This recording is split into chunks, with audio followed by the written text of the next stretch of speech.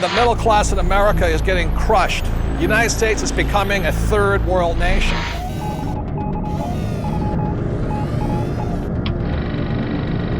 We're now at the most critical juncture in all of humanity. This is the year and next year of the commercial crash. This is going to be the biggest wealth transfer in my lifetime. All the more reason to protect your assets. What they're always trying to do is predict, and I think the word is preparation. Most people throughout the world are not financially educated. The whole world is based on debt. You can count on the government destroying the dollar. You're really that worried about Goldman Sachs and Lehman Brothers?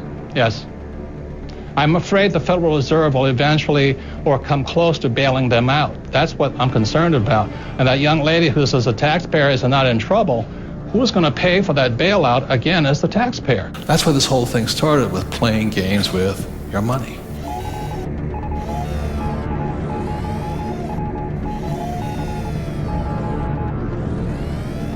I think the biggest attitude to take is the opposite of what the papers do. Money does not start in your hands. Money actually starts in your head. And so what people have are these age-old, industrial-age beliefs, sacred cows such as go to school. Everybody says, yeah, you got to go to school, but you don't learn anything about money. Once I understood the game, then I could decide which way I wanted to play the game. So some of you who watch this program are going to say, well, that's not fair, or we're not trying to be fair. There is no fairness when it comes to money. Either you're a winner or you're a loser. That's all my job is, to inspire you to use this. Don't be a Pavlovian dog. I guess what a sacred cow is, if you define it, is something that everyone kind of accepts as truth, and it's taboo to say anything bad about it or go contrary. There's a lot of these things that I think are really serious. They hurt people. Why the sacred cows is because we have been taught things that really are, number one, don't apply today. The thinking is obsolete, and it's putting people back into dire financial consequences because they're following old, outdated advice. Today's world's different than it used to be. The way things always have been done aren't working, and it's time that somebody stands up and shoots a few sacred cows so that people stop suffering. We've got a lot of financial storms. Will they dissipate? I don't know. But if they don't, boy, we need to be prepared, don't we? The whole world is based on debt. It's trying to deflate, and governments around the world are fighting the natural deflation tooth and nail. Debt is like a handgun. It can be either used to protect you or it can kill you if you use it the wrong way. The way I grew up, I had zero financial education because we had zero finances. Most of the people here are entrepreneurs, and what an entrepreneur does is an entrepreneur solves problems, and they see the problem, and the problem is only getting worse in terms of the whole financial crisis and what's happening to individuals. I mean, people are getting wiped out at later in life when they thought they could retire. It's so important who is surrounding you when you're hitting rock bottom. And you want to make sure that you have a backup plan. Many people want to change the government rather than change themselves. We have a solution. I feel we have a very strong solution. Hello, I'm Robert Kiyosaki, and I'm probably best known for my book, Rich Dad, Poor Dad. And I'm Kim Kiyosaki.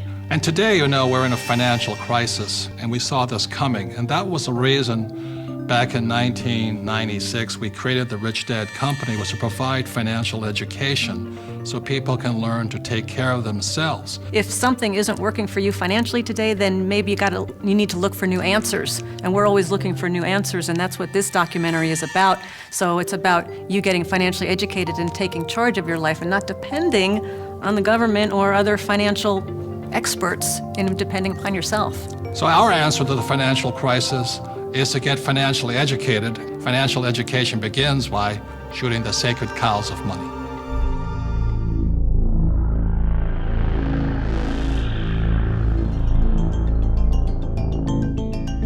Hello, I'm Robert Kiyosaki. I'd like to introduce you to my team. In actuality, the Rich Dad Company has thousands of people all over the world working with us or for us. But these people are the core of my team. They're friends, most are entrepreneurs, and they're my advisors. Many have written the Rich Dad Advisors books. Most of us know what a soccer team looks like, or an American football team, or a baseball team. In business, successful people have great teams because business is a team sport. And one of the reasons so many people hurt financially is they're individuals playing against massive teams like big banks and things like this. So if you're going to be successful, you have to have a great team, great partners, great friends. The mission is to change people's lives through financial education, because most of us are entrepreneurs. We run our own companies. And as you know, right now the world is in a massive financial crisis. And for many people, they woke up to the crisis around 2007 when the subprime mess hit. But in reality, this subprime mess or this global crisis, and it is a global crisis, has been brewing for years. And today, people are struggling, people losing their homes, their jobs, their savings. Also, the rich are getting richer. So what this program is about is why people are struggling and what you can do personally to not be one of the victims of this crisis, because it is a global crisis. Time out. You need to know the 5 elements of financial education. Element number 1 is history. There are many interesting dates, but in 1913, the Federal Reserve Bank was created. Also of importance in 1913, the Internal Revenue Service was created, so they could tax us. You see, they had to tax us if they were going to print money. Date number 2 that's very important is in 1971.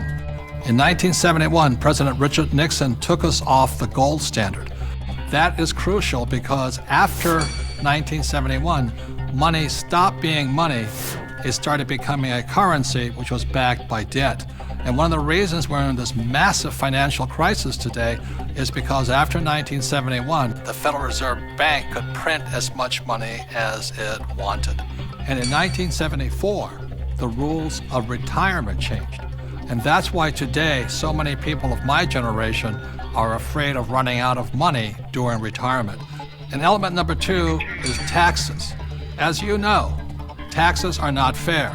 There are many reasons why the rich pay much less in taxes than the people who work for the rich. And element number 3 is having a financial vocabulary. In other words, understanding the language of money.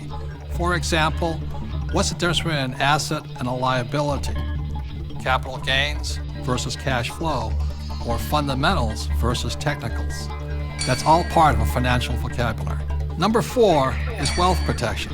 As we all know, there's people out there trying to steal your money, but there's also people who you trust your money to who are also taking your money.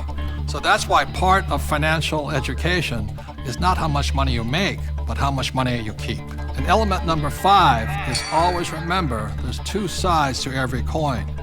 And that is to remind you that when you put your money in the bank gives it to somebody else.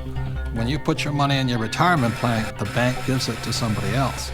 So for a complete financial education, you need to know there's 2 sides of the coin. And in this program, you'll make a decision which side of the coin you want to be on.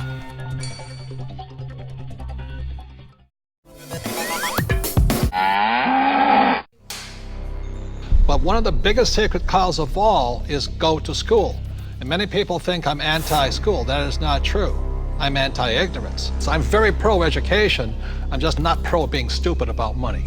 I think that's true, that what you said is education is more important now than it's ever been. That's right. So the problem is that the schools focus just on 2 kinds of education. There's the academic, which is really important. Reading, writing, arithmetic, you need to have it, that's basic. And the second type of education they give is the professional kind of education. So if you want to be a lawyer or an accountant or a teacher, then you need to go to school and get those certifications. But the one kind of education that's lacking severely in the school system as it stands is financial education. Time out. An important part of financial education is having a financial statement, which is an income statement and a balance sheet. Now, when you go to your banker always asks you for your financial statement, not your report card, because your financial statement is your report card once you leave school. Your financial statement will tell you whether or not you're smart with money or not smart with money, because that financial statement is your report card of your financial intelligence. I put on my Facebook one day that we need to teach our children financial education, and I received a comment back from a teacher that said, who's gonna pay for it? We're all gonna pay for it if we don't start educating our children in school. This is a very hot subject, but our schools are training people to be employees, to work for the rich. The second thing I don't like about school is how dare they label a kid as smart or stupid at an early age. The reason I'm sensitive to that is because I was labeled stupid right off the start. And it wasn't that I was stupid. I was bored and I was not interested and it was none of the subjects I wanted, and nobody could tell me how I was going to use calculus. I kept asking my teacher, how am I going to use calculus? And they couldn't tell me. Are they training to be an employee or are they training to be street smarts? See, my poor dad was school smart, my rich dad was street smarts, and I'd rather be street smart today. Well, there's a total lack of practical education. It's really what you're talking about. And I found that. I'm an accountant. I have a master's degree. And you're an A student, right? And I'm an A student. We'll forgive you. So, thank you.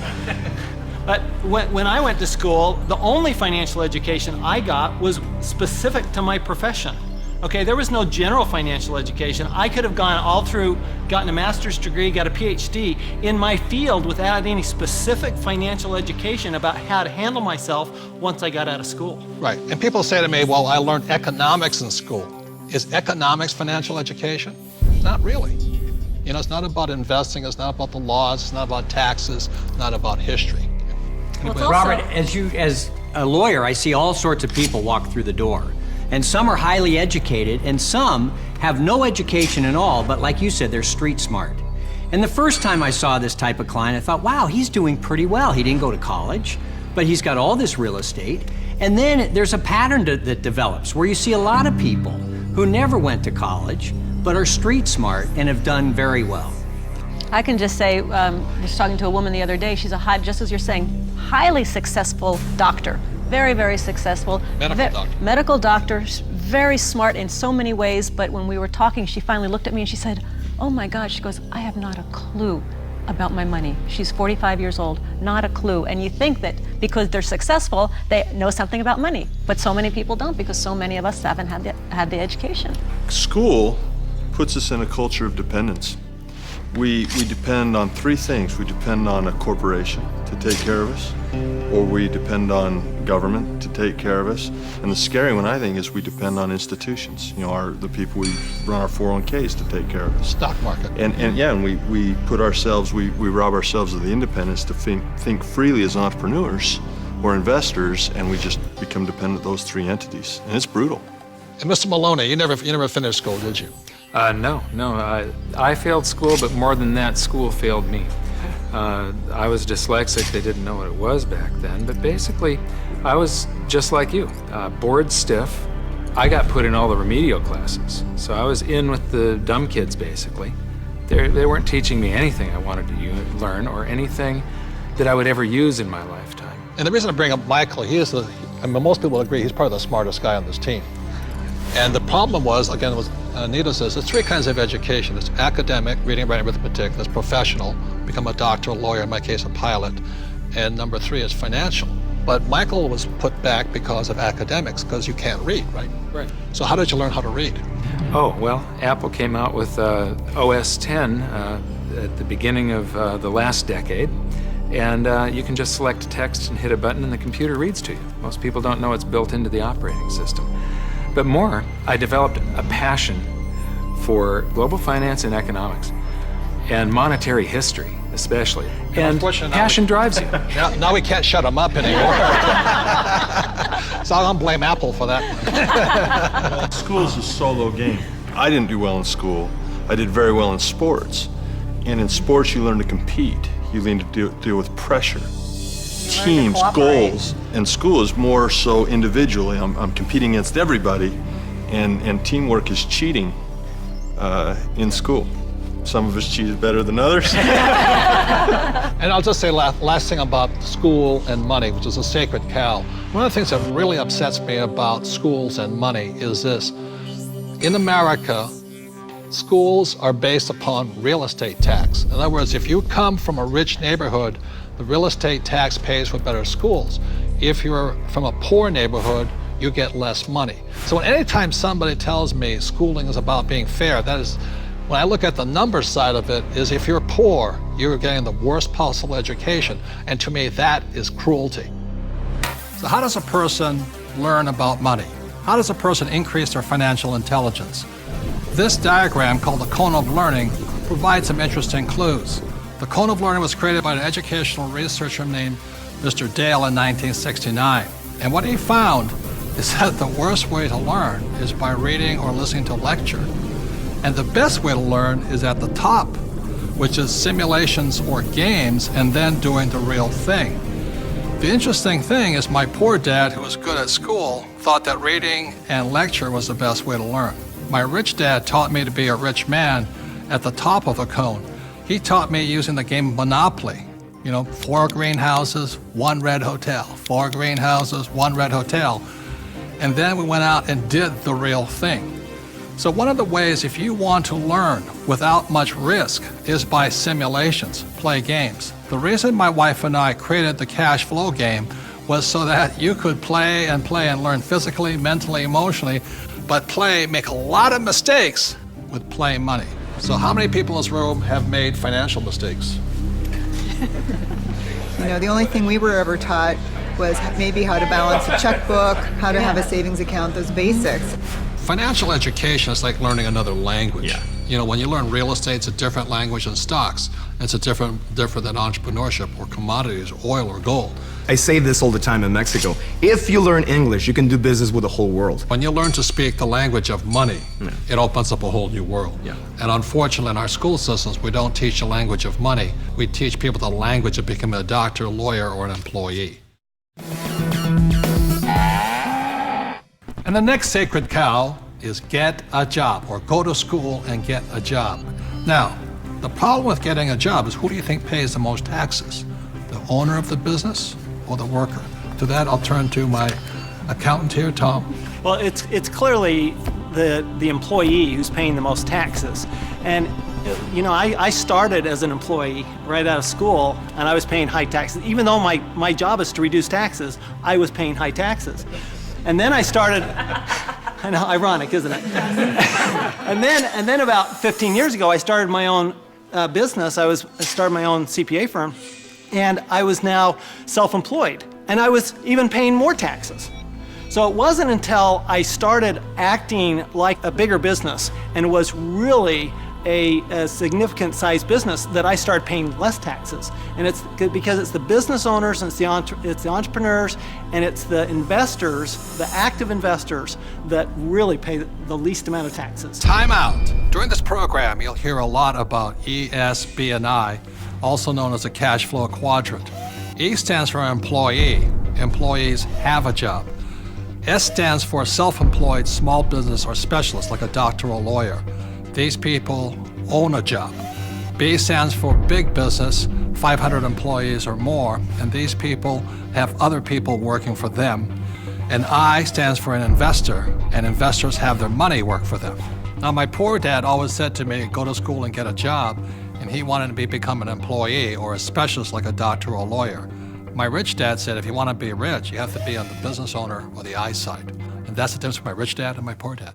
If you look at the cash flow quadrant, you have the E, S, B, and I. The people that go to school are on the E and the S side. The S stands for specialists like a doctor or a lawyer, and E's are employees. But doctors and lawyers pay the highest taxes, right? Oh, by far. It's those people that are self-employed, because not only are they paying the highest income taxes, they also get the privilege of paying Social Security taxes and Medicare taxes on everything they earn. So they're paying extra taxes just to be in that S quadrant. Right, so when you go to school, again, this academic and professional, you go to school, and my mother wanted me to be a doctor. If I had followed in that footsteps, I'd be paying the highest tax possible. And they make a lot of money, but they pay the highest percentage in taxes. So that's why this relates back to go to school. That's right, and they actually have the fewest options of reducing their taxes. The tax laws are really geared towards those people who are creating jobs. And those are the entrepreneurs, those people who are creating housing and building real estate, because the government understands that's what we need. We want the private sector to do that, and so we're rewarded for doing what the government wants us to do. And that's really all the tax law is. It's a system of rewards for people doing what the government wants you to do. Plus, the other part of it too is this whole idea of getting a job. There was some kind of a myth out there that goes with get the job, get a safe, secure job. And so that by getting a job, somehow you're going to be taken care of for the rest of your life. And all you got to do is pick up any paper to see how many tens of thousands of people are losing their jobs. There are no safe, secure jobs. And now we're competing with India and Asia for jobs that were sacred to America at one point in time.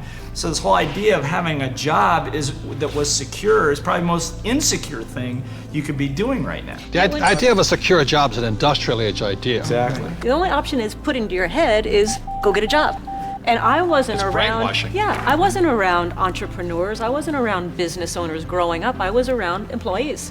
When I first started my company 15 years ago, I went back to my class reunion, which is always an interesting thing. And I remember saying to them, yeah, you know, I started a company about 5 years ago, and they looked at me like, oh, and some of them even said it. They go, you're so brave. And I'm thinking, you know, I've had this company for 5 years now. That is the longest I had ever worked anywhere. See, without financial education, you have to get a job. What's tragic today with so many people losing their jobs, they go back to school to get another job, but they're now competing with their kids. You know, that's insanity. So we're not saying jobs are bad. We're just saying as entrepreneurs, our job is to create jobs. The government doesn't really create jobs. They need more entrepreneurs. I didn't even know there was another option growing up. I didn't know there was another option. I didn't know. I thought all you could do was get a job. So again, it's not right or wrong to be an employee, but I'd like to know what my options are. Right, because when you were in school, did they say, go to school, get your diploma so you can become an entrepreneur? No. I mean, you'll never hear that in the school system. No, they said work your way up the ladder, get the bigger Get paycheck, get a better job, higher pay. Job. But you're right, job is the only option that you'll hear in school as a rule. And job stands for just over broke, you know? Well, to me, the real issue with the job is it's the highest risk profession you can have because you only have one client. Now, when I started my business 15 years ago, it was after being fired from a job. And what I recognized was that, you know what, I had no control over my life because I had one client. That was my employer. Whereas now I have hundreds and thousands of clients. One client fires me, it's not the end of the world. You know, now my risk has gone down considerably, almost to nothing. Where when you have a job, I mean, it's just a high risk play. Plus, the other thing is you're in complete control. That's the piece that I like. I like being able to, if I lose a client or you're an entrepreneur because nobody would hire you. I'm unemployable. There's no question. Tell the truth. But it's nice, like if you're going to lose some business or you do lose some business, you can go out and generate business and fill that gap. Financial security is more important than job security. Time out. E's and S's get punished for making mistakes or they lose their job. B's and I's get richer from their mistakes because they learn from their mistakes. The next sacred cow is work hard. Because my poor dad, a school teacher, great guy, PhD, he always says, I'm a good, hard-working man. And my rich dad had a different point of view, and he had me read this book by Mark Twain. It was a story of how, I think it was Huckleberry Finn or somebody, got the other kids to paint the fence for him. He says, that's working hard. You want other people to work hard for you, and you want your money to work hard for you. That was his lesson. And a lot of people really, they can't wait till Friday because they hate their work so much, and they dread Sunday because they have to go back to work. With us, I would say most of us are working 24/7, but we're working differently. And I love my work. And it's challenging, there's problems and all that stuff, but I love it. So we work hard, but we don't work hard in the normal sense of working hard. The problem with working hard for money, because the rich don't work for money. The problem with working hard for money is you pay more in what, Tom? Taxes. Taxes. The harder you work for money, the more you will pay in taxes, right? Well, right. If instead of working hard for money, like you're talking about, instead if you work for assets, then you pay a lot less taxes because the tax law, again, is geared towards building assets. Because as we build assets, we build the economy. Time out. The big difference between E's and S's and B's and I's, E's and S's focus on the income statement and B's and I's focus on the asset column. My rich dad simply said to me, he says, assets put money in your pocket whether you work or not, and liabilities take money from your pocket. For example, my house is a liability because it takes money from my pocket every single month. Yet my rental properties are assets because they put money in your pocket whether you work or not. One of the reasons so many people are struggling financially today is they're buying liabilities they think are assets. As we build assets, the economy grows, and the employees get benefits also, because now we have more jobs for more employees. But on Michael's side, why are people working so hard is because the Fed's also working hard printing money, right? Yeah, people. I've got friends that just say I need to get more hours or I need to get a second job or something like that. They're working harder to make a few more dollars, but they don't realize that over this entire past decade, the average in real income after inflation has been falling. So the harder people work, the less they're making anyway, because the government and the Federal Reserve, the banking system, they're basically stealing it from them. Can we bring in the bags of coins right now? Thank you. I'm not going to hold that. Oh, I'll give you an example. In the year 2000, one gold coin cost $300. So this is $300 in US quarters. Today, in 2010, that same gold coin, it takes $1,100 to buy the same coin. So the reason people have to work so hard to keep up, to keep paying money, is because the value of your dollars are going down. So the insanity of going to get another job, pay more taxes, and work harder, when how many dollars did the Fed print in 2009? From August of 2008 through 2009, they created about 1.5 times more paper dollars than it took 200 previous years to print. So that's why people are working harder, because your money is worth less. And it isn't the coin that changed. People don't understand that it isn't this price going up, it's the value of the dollar falling. It's the currency that's changing. The can of soup in the grocery store, that can of Campbell's soup, it's the same can with the same contents from back in 1950 when it was 15 cents to today where it's $1.95 or whatever it is. So that's why the rules have changed. In 1971, the US dollar stopped being money and it became a currency, it became debt. It became an IOU from the federal government. And the thing is, they can print as much as they like of it. And the more they print, the harder you have to work. It all takes place in your head. Take this glass here. In this case, the glass here is context. It holds the content, in this case, the water. E's and S's have a different context than B's and I's. Having a different context, E's and S's attract the sacred cows like go to school, work hard, live below your means.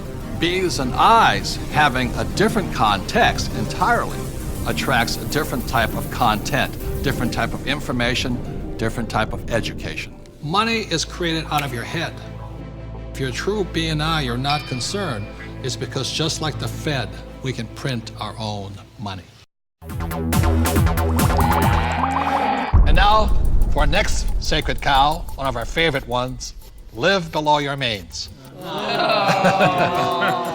How many of you here do not like living below your means? No. That's no fun. It kills people's spirits. Now, why would you want to live below your means?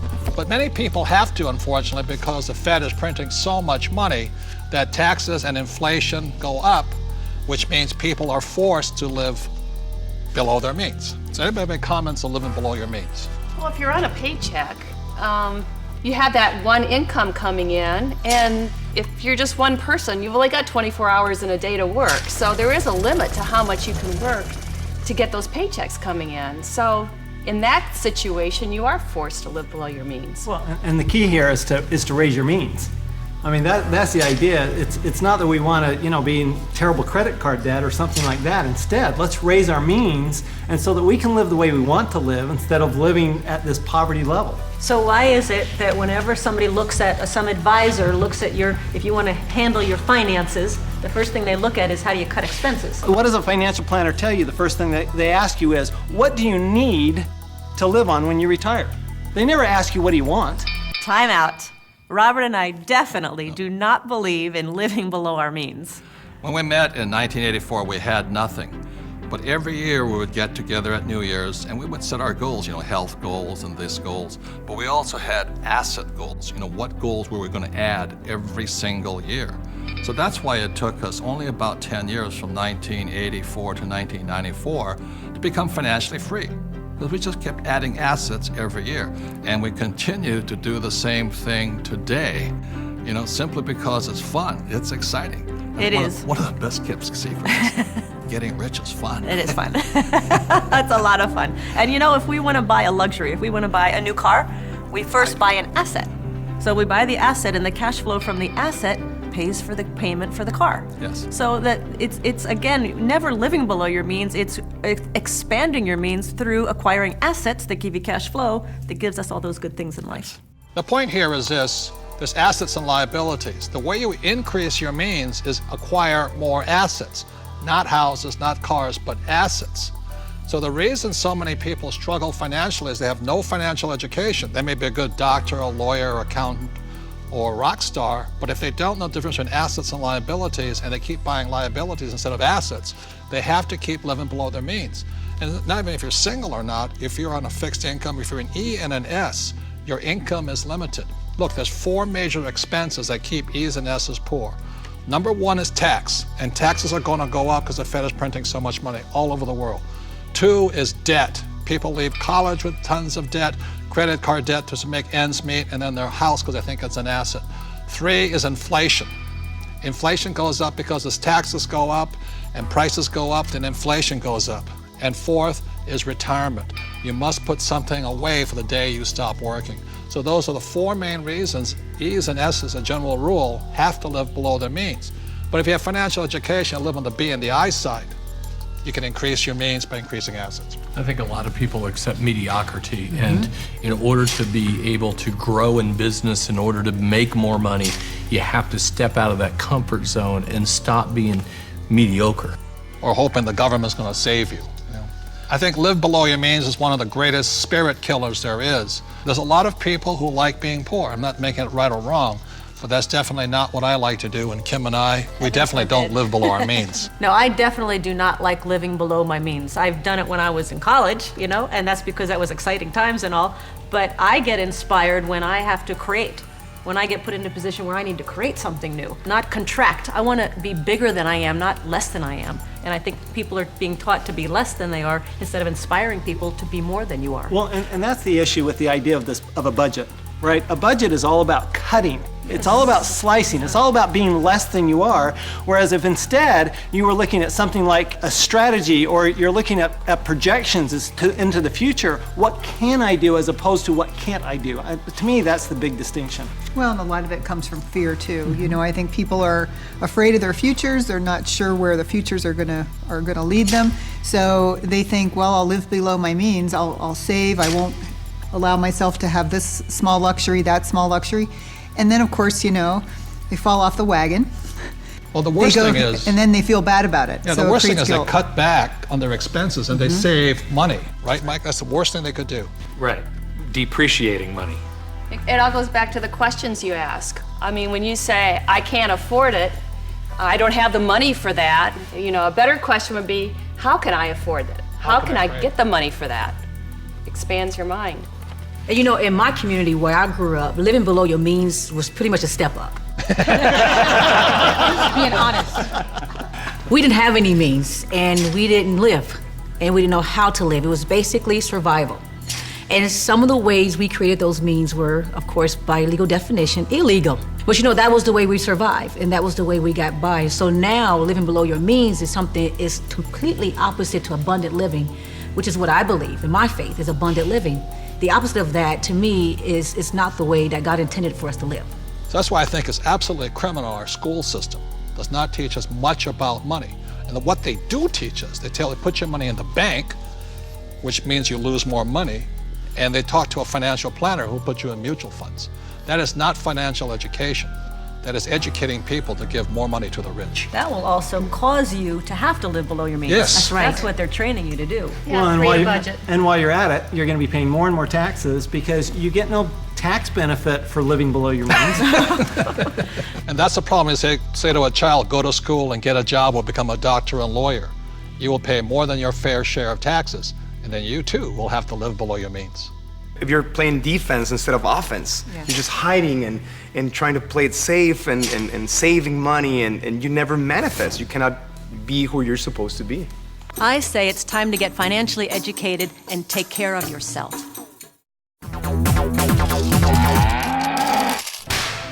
And now we're going to the sacred cow of save money.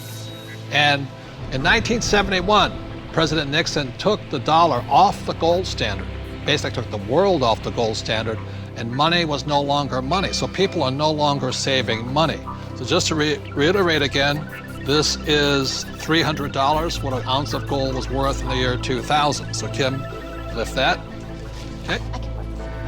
All right, and so this here is 1 ounce of gold in the year 2010, and it's now $1,100. Ugh, and this is why people are working so hard. I can do it. I can do it. Yes, I can do it. Barely. So the big reason I've said in my books for years that savers were losers is very simply because in 1971, the dollar stopped being money, it became debt. Right, Mike?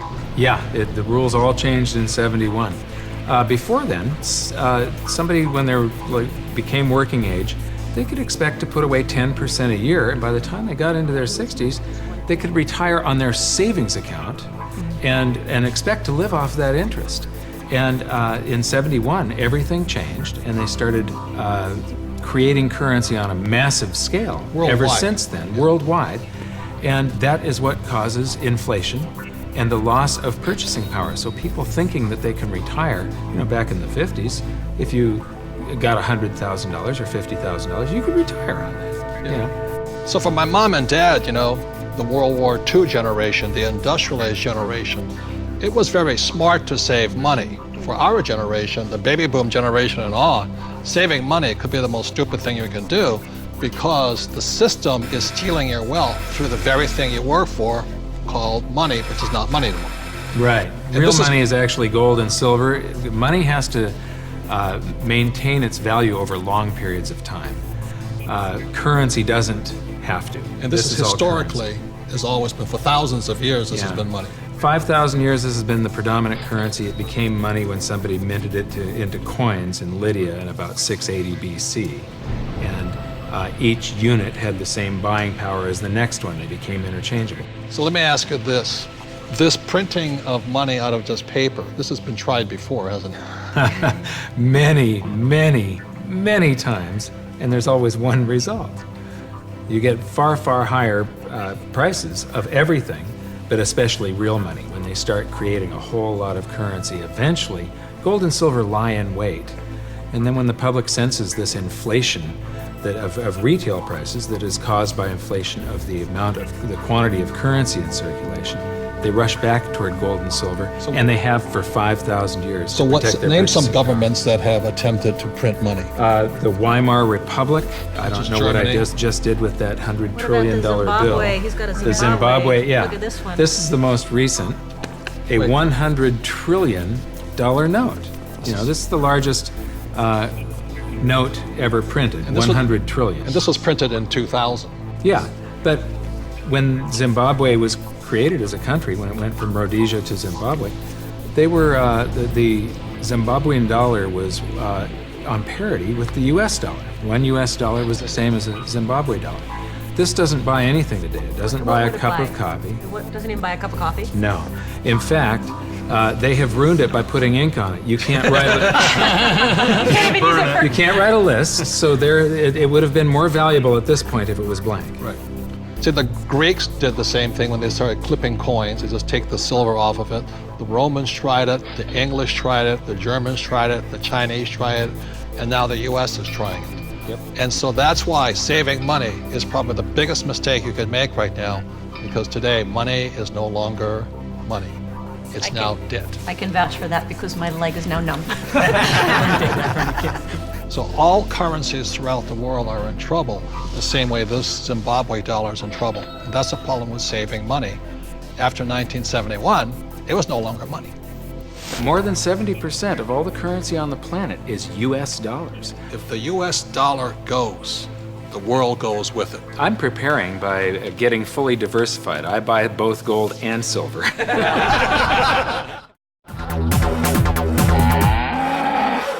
It's no secret that the California housing bubble has popped with hardships spread wide. Real estate expert Robert Kiyosaki predicted all of this would happen back in 2005, but most people didn't listen. It's the biggest financial bubble in the history of the world. So I have the benefit of traveling the entire world. All markets go up, all markets come down. So the market will come back. But right now it's going to be a sled ride down. It might be down for a long time, simply because it's going to take more of a down payment because nobody trusts anybody anymore. And the next big sacred cow is your home is an asset. See, in 1997, I wrote in Rich Dad Poor Dad, your house is not an asset. And at that point, every realtor stopped sending me Christmas cards. Because your home is not your asset, your home is actually your bank's asset if you could read a financial statement. So Kenny, you own lots of real estate. Yes. Is your home an asset? No, not my personal residence. A lot of people are in trouble today. Yeah. It doesn't produce any revenue. I pay the bank every month. It's the bank's asset. Yeah, and what everybody's telling me, I want my house has appreciated in value. Again, that's capital gains versus cash flow. And what the people are finding out now that the real estate market has crashed, and this is all over the world, the value of their home has been sucked out. And so now somehow people are upside down because they're really finding out it's a liability because they still have to pay the bank on that mortgage. So let's say they bought a house for $200,000, they still owe $180,000, but the house is only worth $100,000 now. And they're now finding out that your house is not an asset, it's a liability. And I'll tell you, I'm the largest originator of FHA and VA loans in the entire country out of everybody. I rent. What does that tell you? But as an accountant, is a house an asset? Well, no, the bank considers it, they'll say it's an asset, and the financial planners will say it's an asset, but the reality is it's not an asset unless it's putting money in your pocket. And a house just drains money from your pocket. And the thing that one of my little pet peeves is that people say, well, if you own a house, though, you get a deduction for the interest. Yes, but it's money out of your pocket, and the best you can get is 40 cents on the dollar.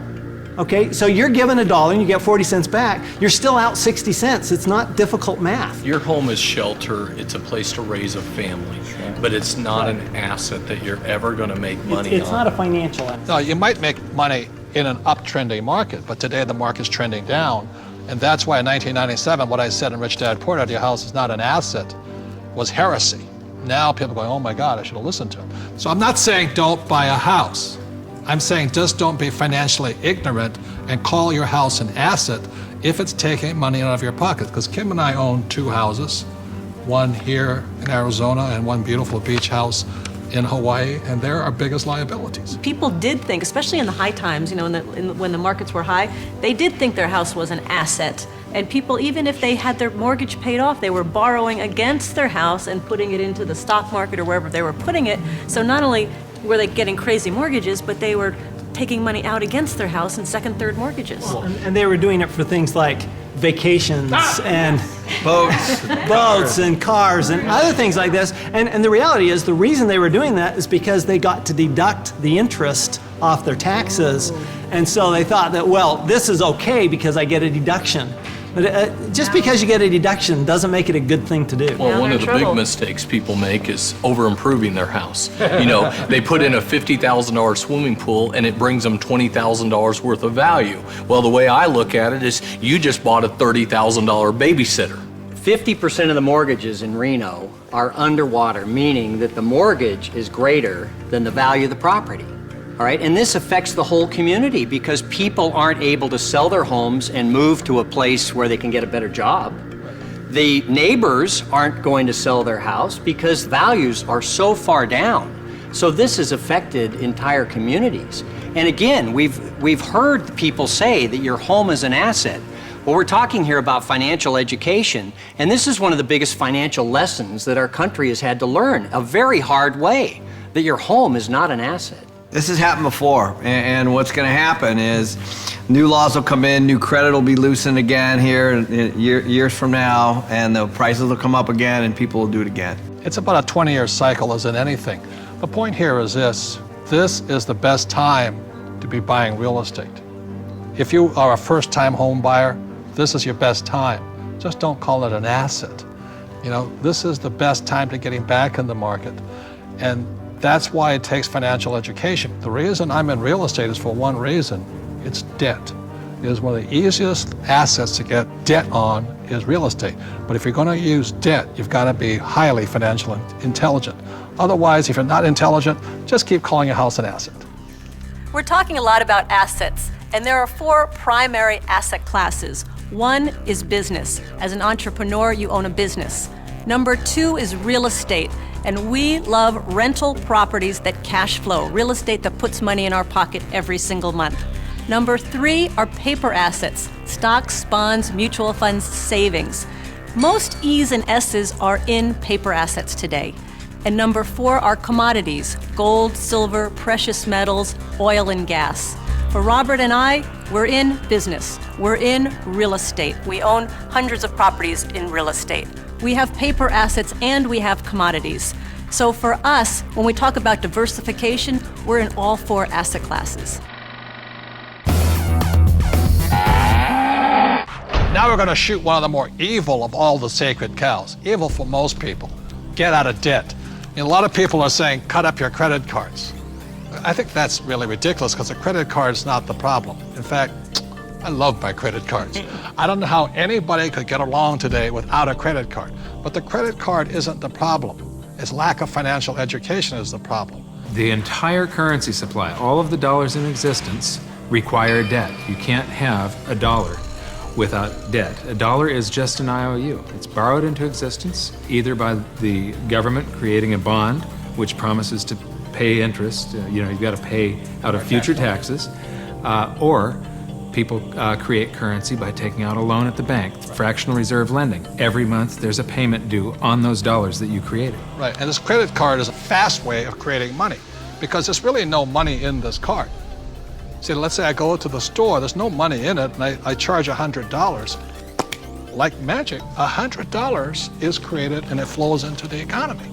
That's why debt is good. But when you abuse this, that's when we get in trouble. So I think, Mr. Rodney here, you see the horror stories of bad debt, don't you? Yeah, I've seen people walk into my office that make $150,000 a year, but they have $250,000 in credit card debt. Let's face it, we live in a credit society and you do have to have credit. And we have to learn how to survive and thrive in our credit economy that we are. But people are walking in and they have this bad debt. They're asking, what do we do with it? Well, number one, you try to pay off the bad debt so you can invest in good debt, which would be real estate. And we love debt, don't we? Yeah, we have a lot of debt. Our real estate that we own is all basically financed with our tenants. So that's what I consider to be good debt. So when we get real estate, we get proper leverage, and it's paid by all the residents that live in all of our projects. Well, and it's not just real estate. Business is the same way. We can have good debt in business as well, so that the business is paying. We have debt in our business. That's how we grow, and it's the cash flow from the business that's able to pay the debt, and the debt creates more cash flow. Time out. Capital gains versus cash flow. See, in my opinion, 90% of the people invest for capital gains. That's why they say, well, my stock price went up or my house went up in value. That's capital gains. People like myself understand cash flow. In other words, I want a steady paycheck every single month. For example, my apartment house, every month it puts cash flow in my pocket. So if you want to be rich, you have to know the difference between capital gains and cash flow. Capital gains is technically gambling. You're hoping something will change. Cash flow is more guaranteed. I want that income every month. So very intelligent investors invest for both capital gains and cash flow. People say, I like real estate. I don't really like real estate. I just love debt because it's so easy to get a loan on real estate, right? Well, here, I like the analogy that you use sometimes. Say if you put $1 million of cash into a mutual fund, you get whatever you get paid.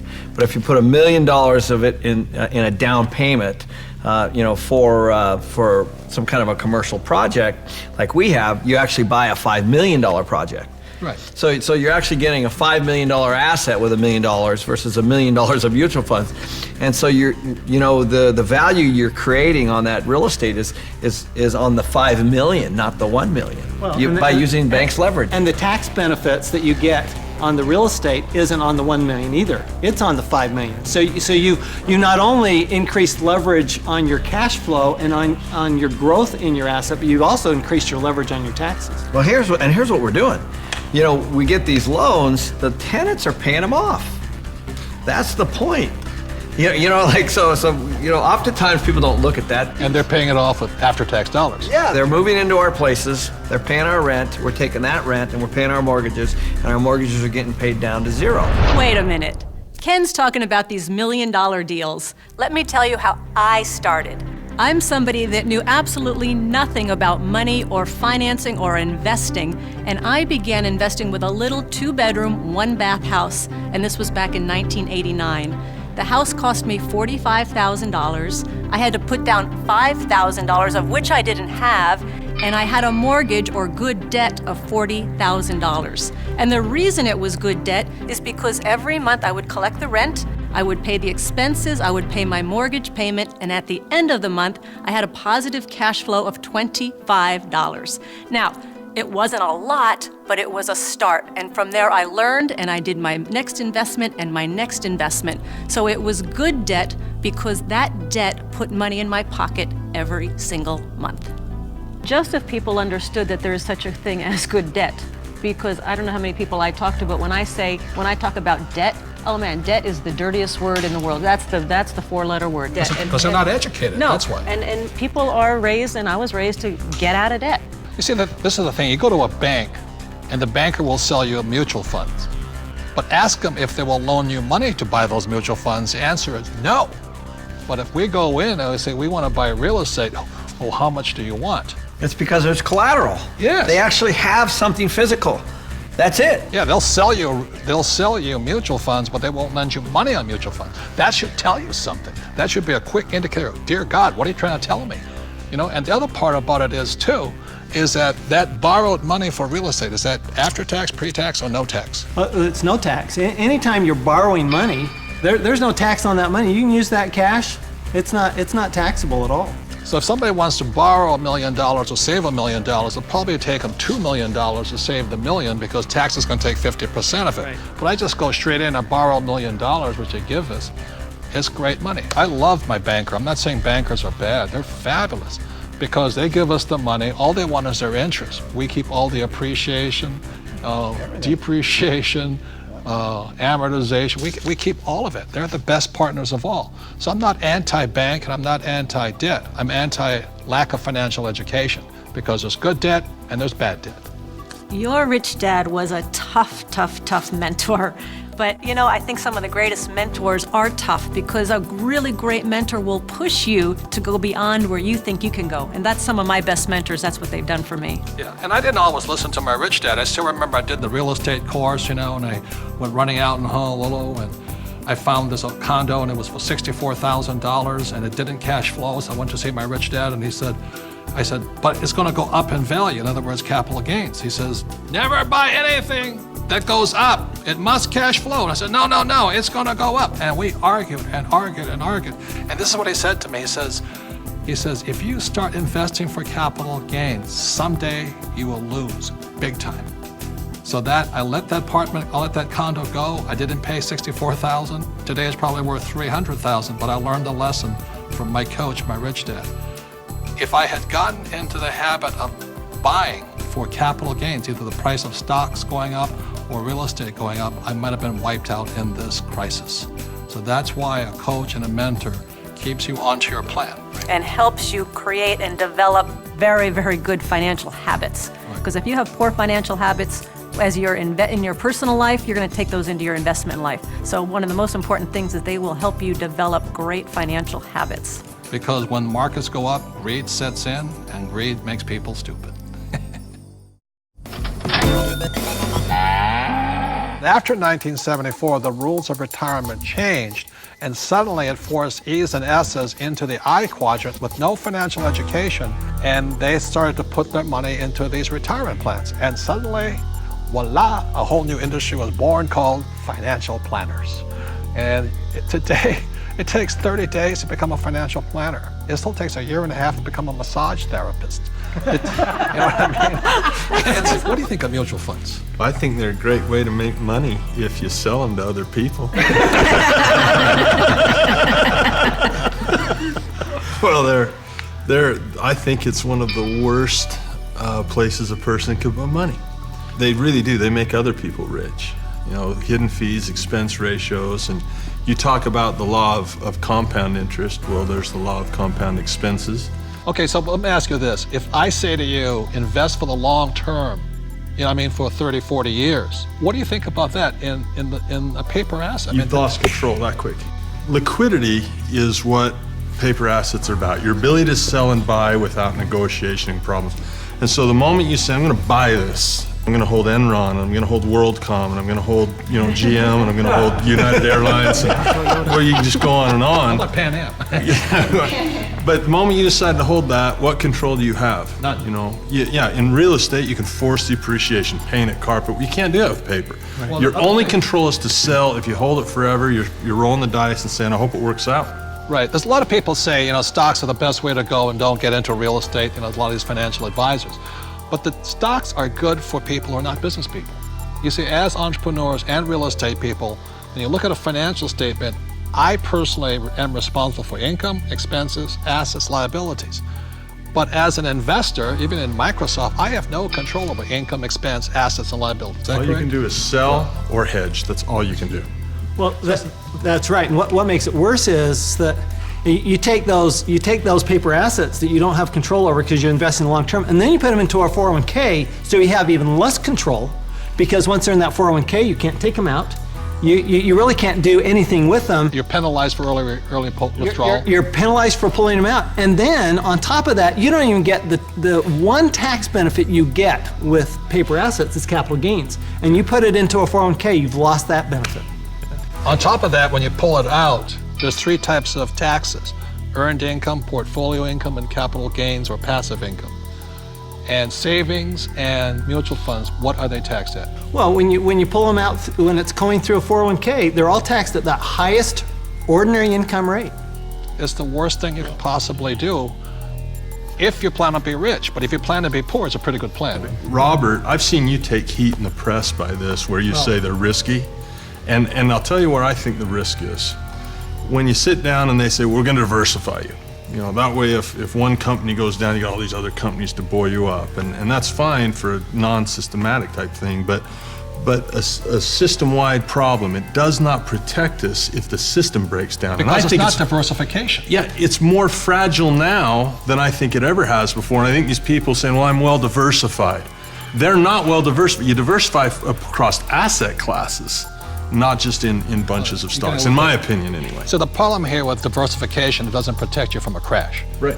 And it's not diversification anyway, and Warren Buffett, the world's greatest investor, reportedly, says diversification is something like it's protection from ignorance. Right. But it's ignorance from both the person selling you the plan as well as you who invests in the plan. But this is the biggest thing that really bugs me. When Kenny and I buy real estate, we always buy insurance, don't we? Yeah. And then when we drive a car, we have insurance. Right? Is there insurance for mutual funds? Well, not for the average person. No. I mean, Is there insurance on your 401k that what you put in will be there when you retire? And which is more likely to burn down in the next 5 years, your home or your 401k? And I'll say it again, we all drive cars with insurance, hopefully. We have houses with insurance. When we buy real estate, we have insurance. Our companies have insurance. But the 401k, all these retirement plans, there's no insurance on them. So if it crashes, they lose everything, and the mutual fund companies walk away with the money. And that's a higher level of education, because most people don't know how to hedge that. Nope. They don't know how. I mean, it's possible, but if you interview the average person, that's what we teach. That's what our advanced courses teach us, how to play But the average game. person, I liked what your comment said. If you poll the average person, you say, tell me the difference. This is a very basic question. What is the difference between a defined benefit pension plan and a contribution plan? Most of the people I talk to do not know that difference, and that is not a minor thing. That is a major deal. Time out. This is a very important point. See, in 1974, the rules of retirement changed. Prior to 1974, most people, like my parents, had a defined benefit pension plan. What that meant was that they received a paycheck for life. After 1974, the entire world started shifting onto a defined contribution pension plan. What you put in is all you get back. And that's why these defined contribution plans, so many people are terrified of running out of money in retirement, simply because with a defined contribution plan, you can lose everything in the market crash, or you can run out of money before you die. The cool part about this whole discussion is those people putting the money in the pension plans and mutual funds, that's the money I get to buy my real estate. It's the truth. So the money flows to the E's and S's for the B's and I's. To the B's and the I's, and then I make money on their money. So Kim and I just bought this huge property, 5 golf courses and a major resort, and most of the money came from retirement plans. So I keep putting that money in that 401k, you guys, because it has to go somewhere. Cash always flows, and it flows from the E's and S's to the B's and I's, and that's why financial education is so crucial. Anytime you have no control over your money or your return of your money, you're gambling. So in closing, I'd like to thank all of you for watching and paying attention to this, and also like to thank my friends here, because as you've heard so many times, that one of your greatest assets or your liabilities, the people you hang around with. But there's one more thing about friends. So I want to thank you guys for being givers. For everybody, what I would leave you with is take control of your life. It's not too late. And in fact, if you're in a difficult situation, now's a better time than ever to make a change. And you can make that change. We've all made this change. Every one of us has been there. We've all been in the dumps, and we've all hit at the top. And we know that we can do it. We know that you can do it. So take control. You can't wait until you have 100% confidence, because you never have 100% confidence. You know, you do have to take the leap. It's not until you hit a point where things become so uncomfortable or so painful that you are willing to accept that things aren't working, right? The way that you think they're supposed to work. And so for many people, when they get into a financial crisis, that's their wake-up call, and that's where the change starts. I mean, help your children today. Take control of their financial education, because they may not receive it in school, but there are experts out there. And I want to say specifically to the women who are watching, you know, this is your time, and be strong, get that financial education. As we said, knowledge is the new money.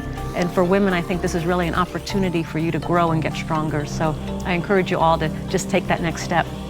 And if the objective is, like Robert says, to turn your mind into an asset instead of a liability, it takes more than one book.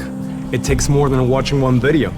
It's a whole process. I mean, there's no professional, there's no athlete, no expert in any area that has become a professional at something in 1 week, or with one book, or with one DVD, or one workshop. To further your financial education, the Rich Dad Company has advanced educational programs. And these programs are in the business entrepreneurial sector, in real estate, and in paper assets. We also have Rich Dad coaching and mentorship programs in business, real estate, and paper. These programs are developed to get you from where you are today to where you want to be. You know, the coaching was a really good start for us. It really helped us find what we wanted to do. It helped us find our niche in the market. I suggest a Rich Dad mentor, because you're learning from the best. My mentor, she walked me through everything as far as my first deal, and after I built up from that first deal, I was able to go out and seal a few more deals after that, and each time I learned from the mistakes that I made the previous one, and I gained the confidence that I needed. It is imperative that you get role models in the form of coaches and trainers every step of the way. They're going to keep you on track. You know, you've got to go through a minefield of failure to get over onto the side of success where you want to be. Well, I am a personal trainer, and I can tell you from my own experiences that trying to do something that you know nothing about without someone to guide you, you're going to waste a lot of time. See, my rich dad was my mentor, but he was also my coach. He was also my cheerleader. He was also the meanest SOB I ever met in my life. But that's why I got far. So today, it's a habit to have a coach, because professionals have coaches. That's right. And amateurs they got themselves. And it's much easier to follow in somebody else's footsteps than it is to reinvent the wheel. And if you want to make it a long and painful journey, do it all by yourself. You're going to get your education one way or the other. And if you don't get it now, you're going to get it later, and you'll probably end up spending a lot more money in the long run than doing it right the first time. Education is a process. For example, I entered Navy flight school in Pensacola, Florida, and 2 years later, I popped out as a Marine helicopter gunship pilot on my way to Vietnam. That educational process transitioned me from a guy who couldn't fly to somebody who became one of the best pilots in the world. The same thing with education. When you go to school, the question is, what do you come out as? When you go through the process of education, do you come out an employee? Do you come out a person who needs a paycheck? Do you come out a person always looking for a job? You know, person working hard and paying excessive taxes. So most people go to school and they pop out E's and S's. To come out as a B and an I, you need financial education, because financial education is also a process. So finally, one of the ways we learn best is by repetition. For example, I didn't learn to flying once. I kept flying and flying got better and better. So one of the reasons we created this DVD or this program for you is even if you didn't understand everything, you know, see it again. You know, wait a week, look at it, and more will absorb to you. Wait another week, watch it again, and more will make sense.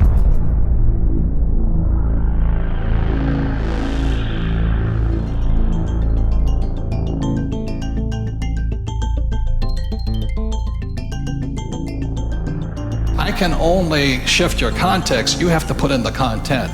And you're going to make up your mind today, or you're going to say, I'm going to do it tomorrow. So that's why I talk about Rich Dad's education and all that stuff, because I want you to make your changes. If you don't, you can see what's going to happen. Great words about quitting from a great man, one of the greatest leaders of all in the past 100 years is Winston Churchill. In the darkest hour of England, he said, never give up, never give up, never, never, never. Thank you for watching this. Thank you, guys. Let's out of here. We're out of here. Thank you.